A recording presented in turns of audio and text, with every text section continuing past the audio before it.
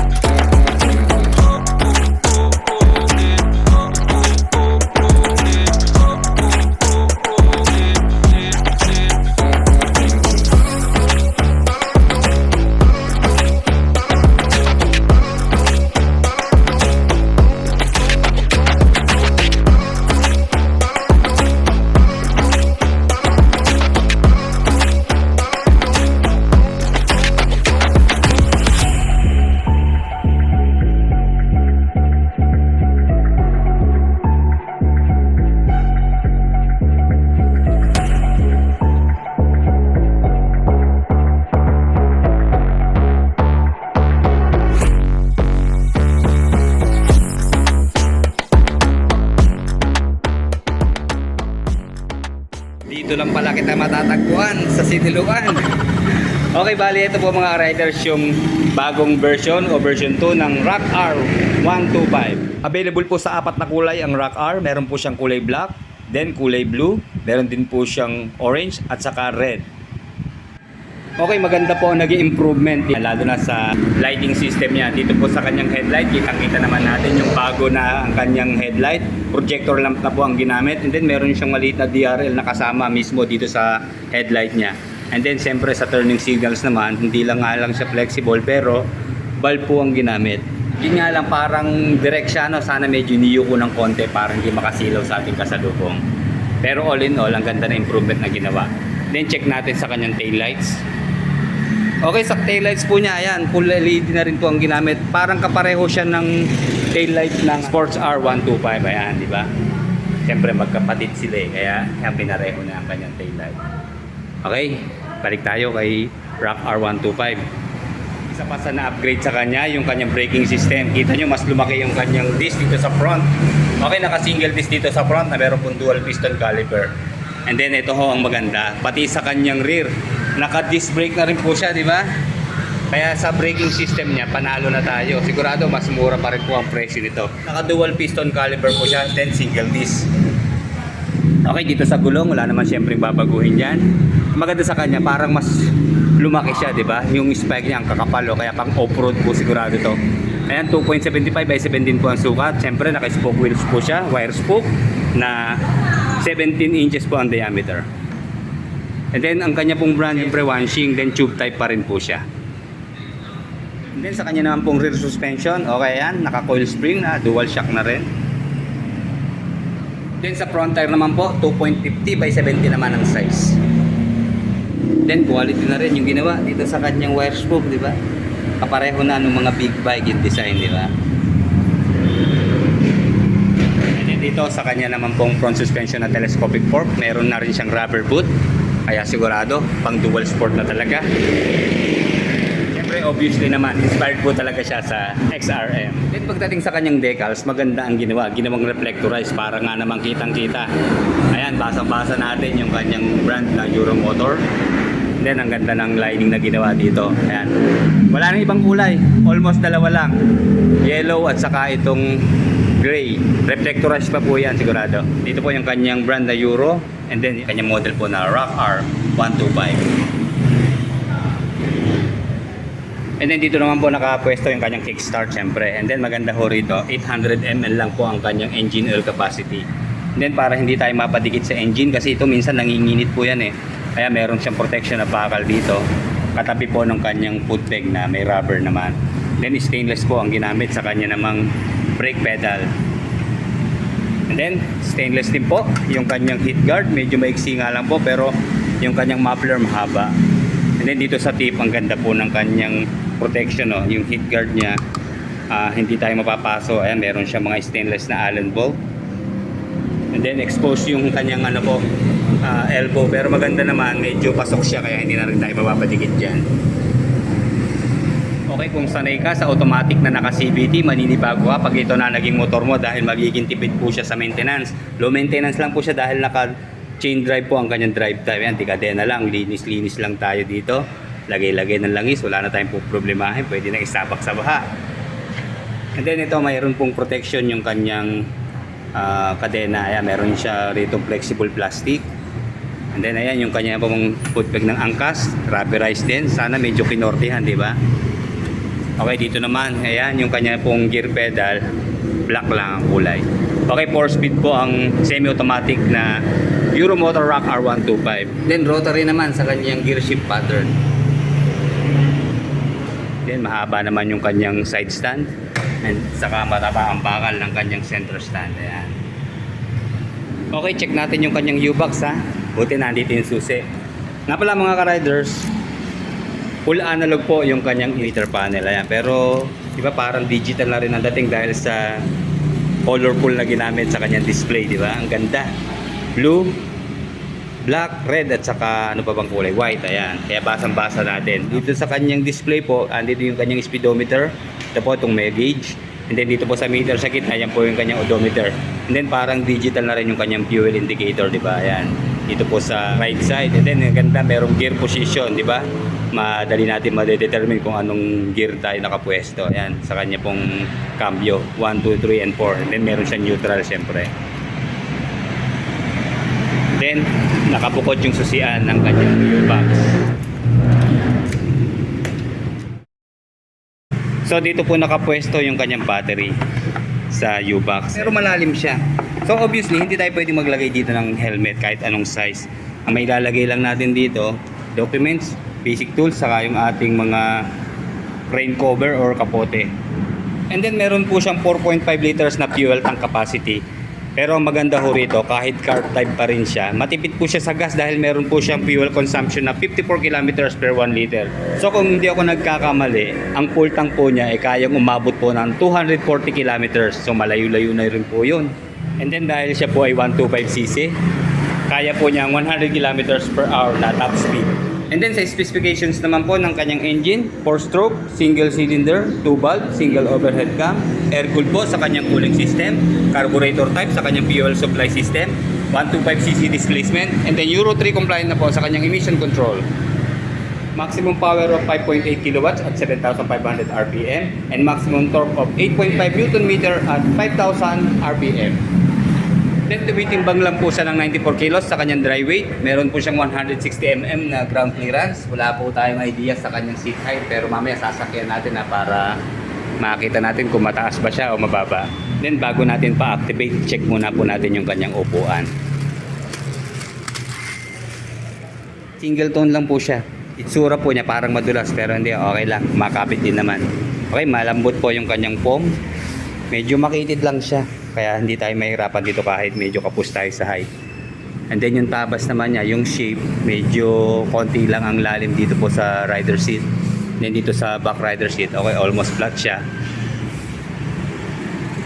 Wala na siyang masyadong tahi. Dito lang siya naka-stitch sa gitna. And then yung kanya naman grab bar, medyo maliit. Sana hinabahabaan ng konti, di ba? Para hindi mahirapan yung kamay natin sa pagkapit. Sana in-extend pa hanggang dito, di ba? Pero bakit pa marunong pa ako sa gumawa?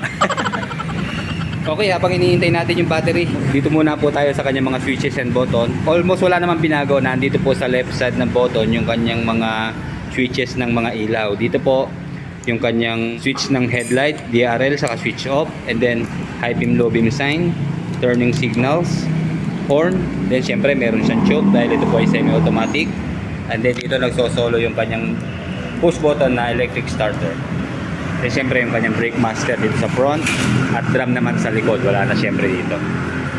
Then sa kanya naman pong handlebar, the same siya ng XRM, pati yung sukat. Ayan. Iwan ko lang mamaya ha, yung taas niya. Sasakyan natin, hinihintay lang natin yung battery. Ito na po, lalagyan na ng battery ni Sir Henry, marketing assistant po dito sa Michokoshi Shinuluan. Katukayo pala natin yan, pareho kaming Henry. Shoutout sa iyo ha. Okay sir, anong size ng battery niya? Okay, Makoto battery po ang ginamit. Ayan, meron po siyang size na YB5L-BS. Okay, lagay na natin.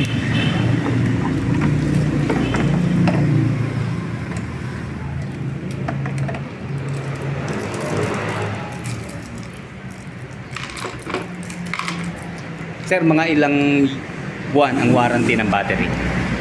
1 month lang po sir. 1 month lang, okay. Pag nagka-problema, nang lumagpas sa 1 month, sagot na ng may-ari. Okay. So yun, ingatan po natin ng mga baterya mga riders dahil 1 month lang po ang kanyang warranty. So isa hong may titip ko, iwasan na po natin magdagdag ng mga pabigat sa baterya, kagaya po ng mga pag-install na malalakas na busina, malalakas na mga mini driving light, ano sir, nakaka-apekto po yun sa baterya natin. So mag-stay stock nga po tayo. At ito naman, wala na tayong problemahin sa ilaw dahil naka-projector lang naman po siya na full LED na.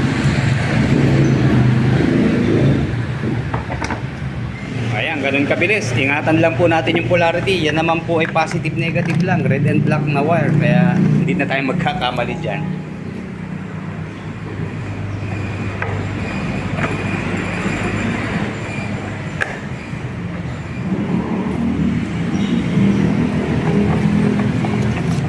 Okay, yan po ang kanyang itsura kapag may cover na. So maliit na space lang po talaga matitira kapag merong nakalagay na battery. Okay mga riders, ito po yung kanyang stock na side mirror. Medyo malapad naman siya. O ayan, maka-activate na po tayo. Okay, ayun.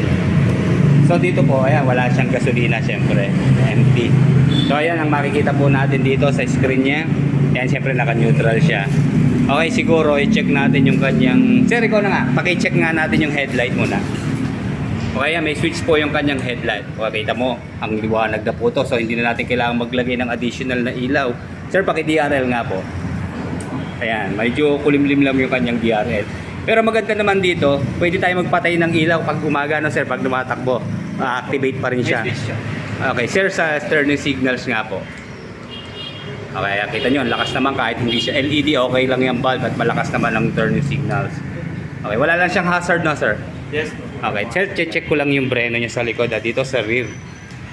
Kaya yan, pag magpe-preno po tayo, ayan, malakas po yung kanyang stoplight dito sa likod.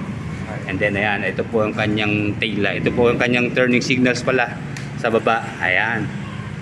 So yung kanyang magkasama na po yung kanyang tail light, stoplight. So ito mag-highlight lang to pag tayo ay pumreno.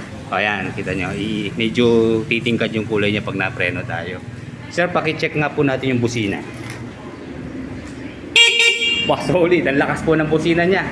Kaya hindi tayo parang sisiw lang na sisiyap-siyap. Ayan, hindi na kailangan magpalit po ng busina. At nakaka-apekto rin po yung malakas na busina sa ating baterya. Sir, anong height mo? 5'9". 5'9". Sir, pakisakyan nga natin. Pwede ba? Para makita lang ng mga viewers natin kung anong itsura kapag 5'9". Okay, siya po ay 5'9". Kaya yan. Mababa lang po ang kanyang seat height. Kung di ako nagkakamali, mga 770 lang po yan. Kasi almost pareho po kami ng height ni sir. 5'8 po ako eh. So yan, hindi siya tiyad. Oh. Sir, dalawang pa nga itungtong natin. Dalawang pa po. Tungtong niya. Abot ba sir sa hita natin? Hindi naman. Okay, ayan. Tama-tama lang. Then sa kabila. Sir, hindi ba tayo pasubsob sa pwesto? Okay lang? Mataas ba yung manibela niya? Sakto lang sir. Sakto lang naman. Okay, ayan. So ayan, pwede pa naman natin itong i-adjust, no sir? Halimbawa, medyo nalalayuan tayo. O, i-move natin forward o kaya backward. Pwede i-ano lang. Ayan. Pwede pang lower, pwedeng i-forward o backward, no sir? Okay, ayun. Maraming salamat sir. Sir, morning ulit. Thank you, thank you. Tayo naman ang sumakay. So dito, nailalapat naman natin yung pa-eksaktuhan lang sa 5'8 na height. Ayan, dalawang pa. So ayan, tinesting natin, hindi tayo masatisfied eh. Kaya, ayan, tamang-tama lang. Hindi siya malapit yung ating manibela, kaya okay lang kahit medyo maiksi ang ating braso. Abot na abot natin. Hindi siya malayo. Check natin yung kanyang front brake ha, na disc. Okay, ito makapit naman pero nararamdaman ko medyo madulas kasi tiles po yung sahig natin, ang kintab pa. Pero dahil pang off-road naman siya, tingin ko naman lalaban naman to. Hindi to basta-basta dudulas. And then sa kanya naman pong rear brake. And then dito naman po sa rear, dahil naka-disc brake din siya, almost equal po sila ng braking power. Kaya safe po tayo dito, wag lang po tayong mag-overspeeding. And then yung kanya pong rear suspension. Okay, ito maganda po yung kanyang rear suspension. Hindi siya matigas. Sumasama po, kaya hindi tayo nahihirapan. Ayan ah. Maganda. Very satisfying po yung kanyang suspension at maganda ang bouncing.